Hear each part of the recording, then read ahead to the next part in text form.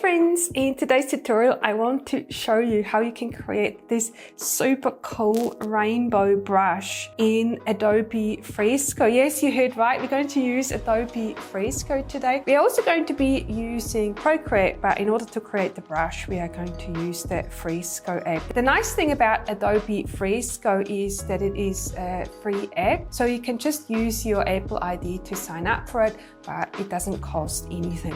If you don't have the Procreate app, you can most likely recreate what we're doing in Procreate in Adobe Fresco as well, but I have a cool technique that I want to show you in Procreate, and that's why we're using the Procreate app. And the canvas that I have here is a square canvas, and the size is 2048 pixels by 2048 pixels. Now we need to prepare our canvas a little bit, and in order to do that we're going to use the drawing guide. So turn on the drawing guide and then tap Edit Drawing Guide, and now we are going to turn on the symmetry tool. We're tapping on options and then choose radial symmetry. So now you should have these 8 different sections on your canvas, and then tap done. So now when you open up the layer panel, make sure it says layer 1 assisted here, and then we are ready to start. I'm going to select the black color to start with and the totally crispy brush, but you can actually use any of your favorite monoline brushes for this, so it doesn't really matter which brush that you're using. And so now we are going to create a circle in one of the sections, and make sure you draw the circle quite in the center of your section like this.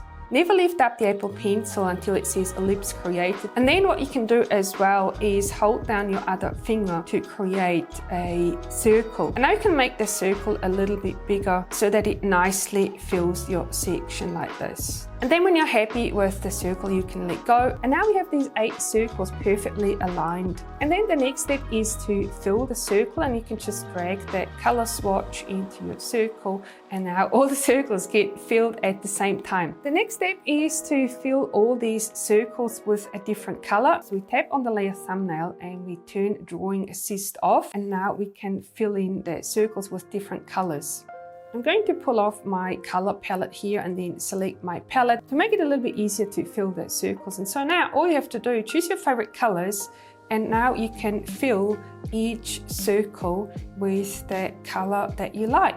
And now that we've done that, we're going to turn our assisted layer back on. So we're tapping on the layer thumbnail and then we're tapping on drawing assist. So that manipulating one of these shapes will actually manipulate them all. We're going to use the Liquify tool now. So tap on Liquify and then select push.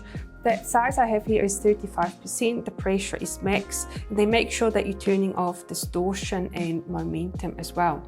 And so now this is the cool part. So now what we can do is drag from the middle of the shape, and then we can drag towards the center of our canvas and create this really, really cool shape. How nice is that? So now creates this little flower here, and then you can adjust this a little bit. You can also use the edge tool.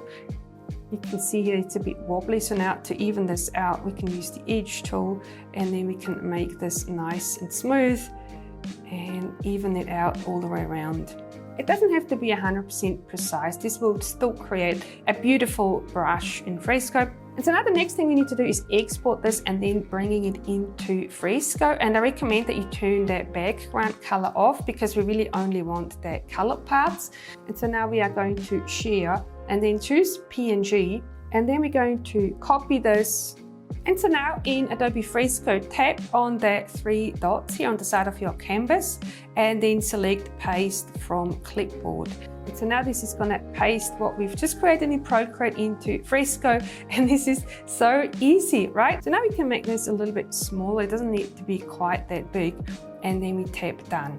The really cool thing about Adobe Fresco is that it doesn't just have the normal color swatches that have one color, but we can also create multicolor swatches. And this is what we are going to do now. So you need to tap on your eyedropper tool, and then here at the bottom you see here it has the solid color option, but then here it also has the multicolor selection option. And this is what we are going to select now. So tap on this and now use the eyedropper to sample the colors. And so now you can can see when I sample these colors, you can get a little preview of your color swatch right here. And then you can go and open up your color swatches and tap on the plus. And this will now add your color swatch to the recent color swatches.